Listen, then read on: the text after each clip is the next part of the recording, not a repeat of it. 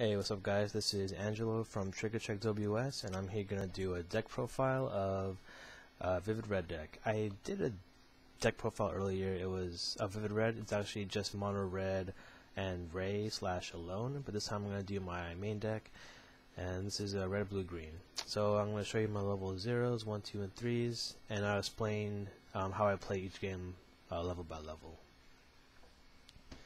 So first up, my level 0s. I run 3 of these Himawari switchers. So what this one does is when it comes into play, you pay 1, drop a card from your hand, put it in a waiting room, and then you search a card. You search for a key character, and you reveal it to your opponent. You just use your generic searcher. I use this just to get my Dockers out, which I'll show you later. Next up, I run 2 of these 003.5k Wakabas. So it's a 3.5 beater. The drawback is the opponent who are facing this card gets +1 soul.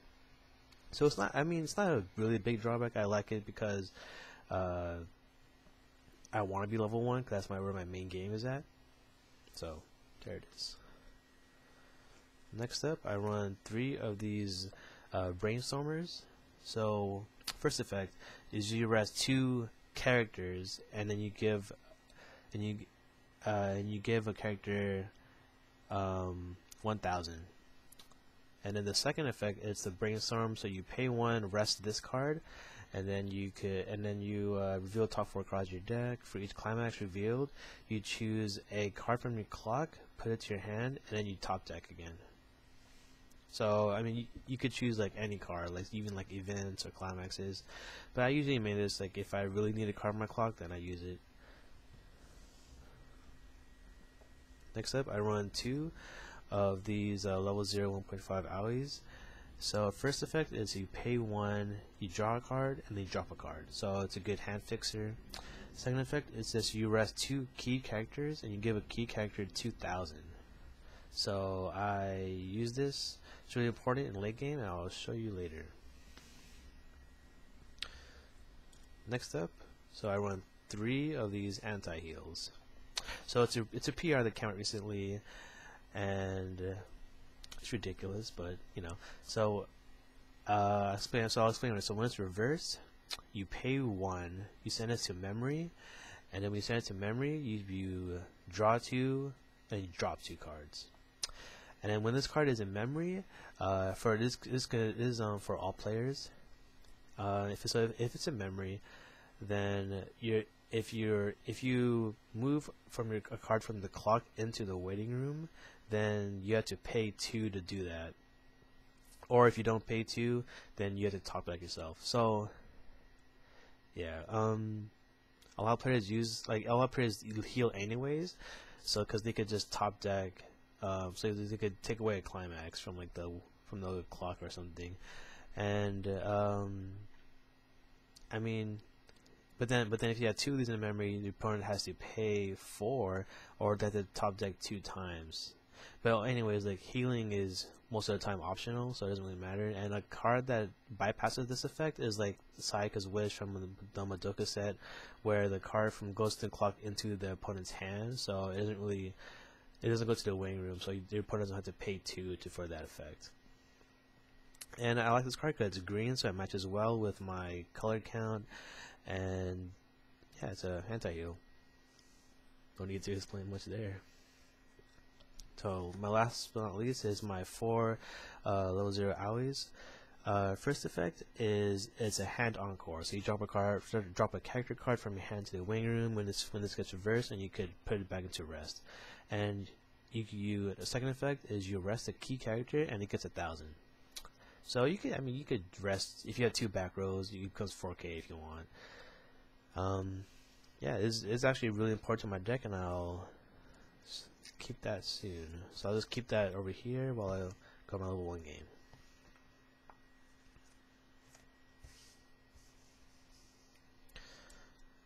Oh, forgot to say how much I use. So I think I use 17 level 0s. So first up, I use these level 1 backups. So what it is it's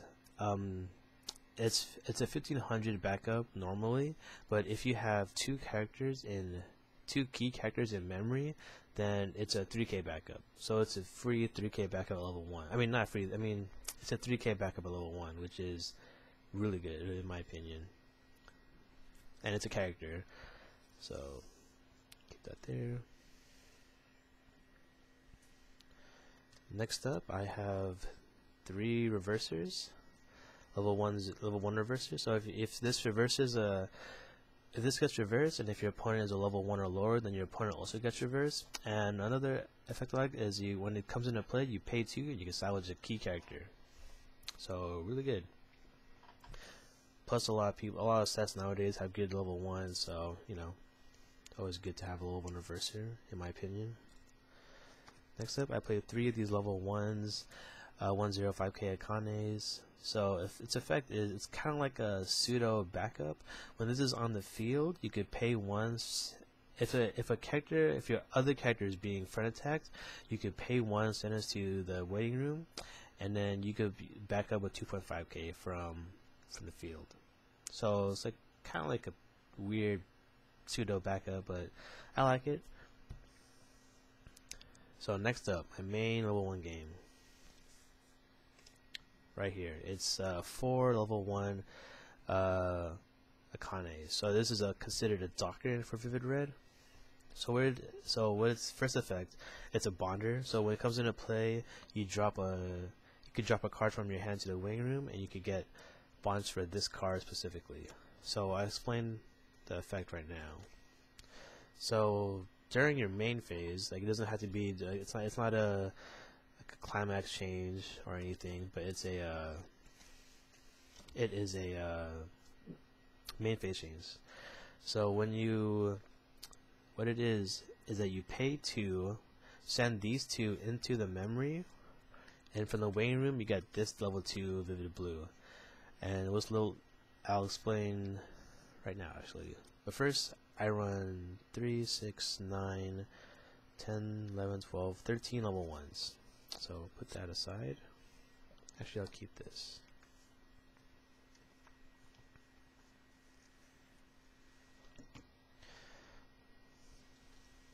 Alright. So what this one does, so the Vivid Blue is very important in my. It's essentially in my level 1 game because it comes out level 1 with only cost just 2 stock.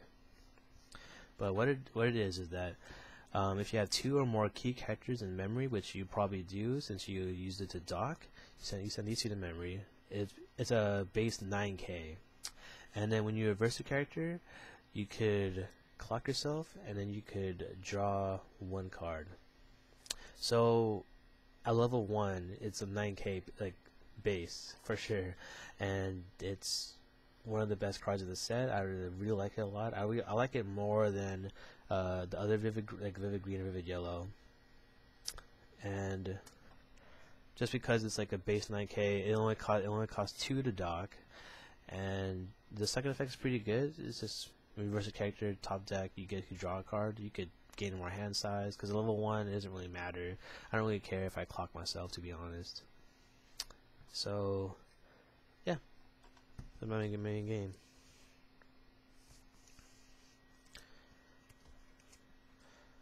So I run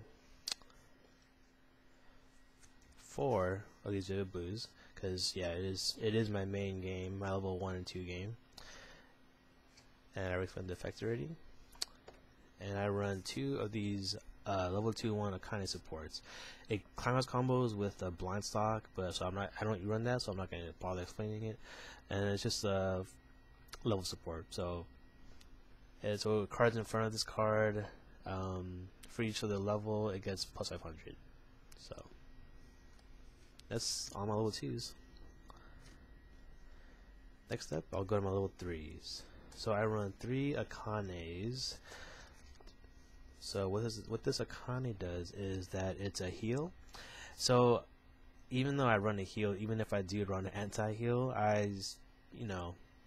Like if I don't pull it off, or if I really do need to heal, then I'll use this card.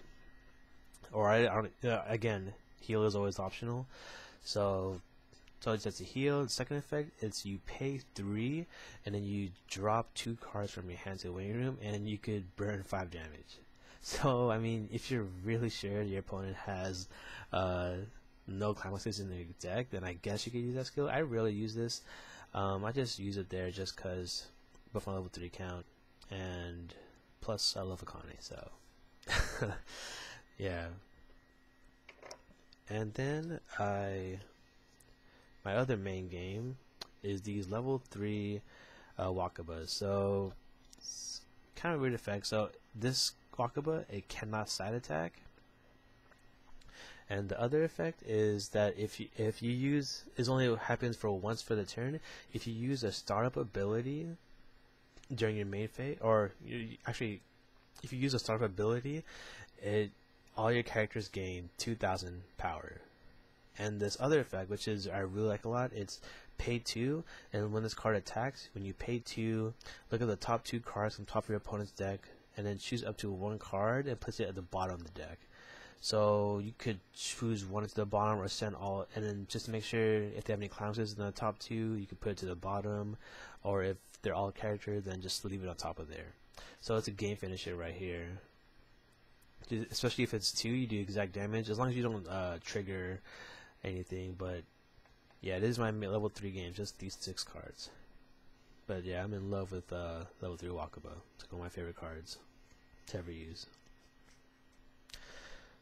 And my climaxes, so I run 4 gates,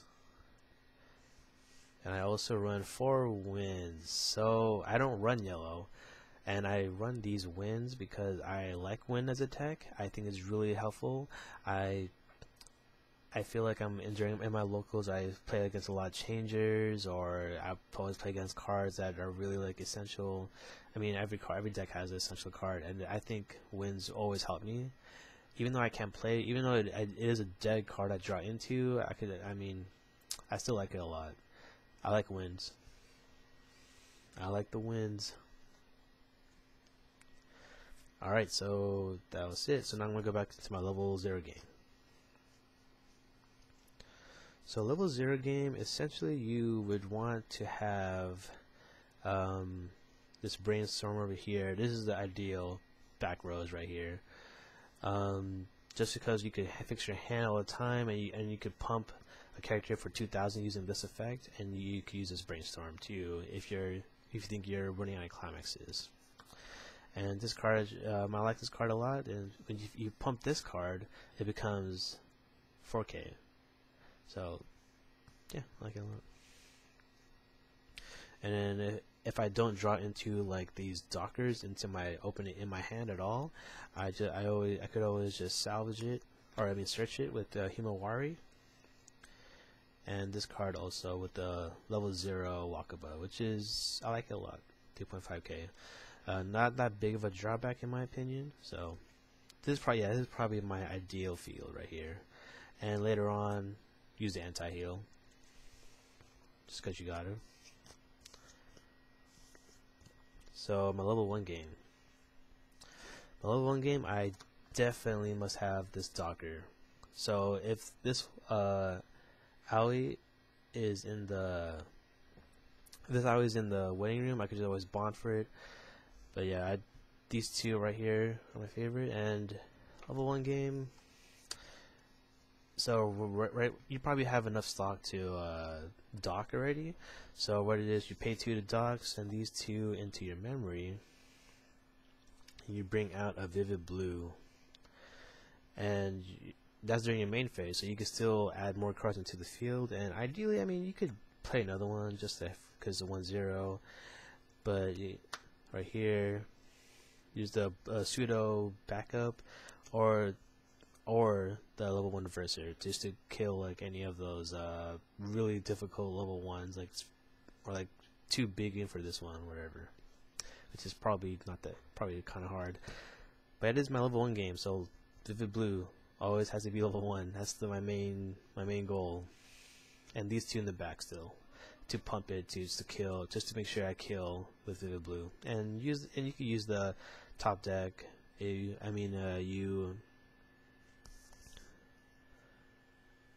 the effect, which is the when you top deck yourself and then you top deck clock, draw a card. So that's my level 1 game. My level 2 game, I would probably replace this card over here, right here, and Vivid Blues. That's pretty much my level 2 game. But I mean, you're probably not gonna draw into it, so this is really good too. People are usually scared of the 3.5k backup, and also even if it is reversed, you could still pseudo backup. So it's because it's still on the field. It doesn't during it goes to the waiting room during the encore phase.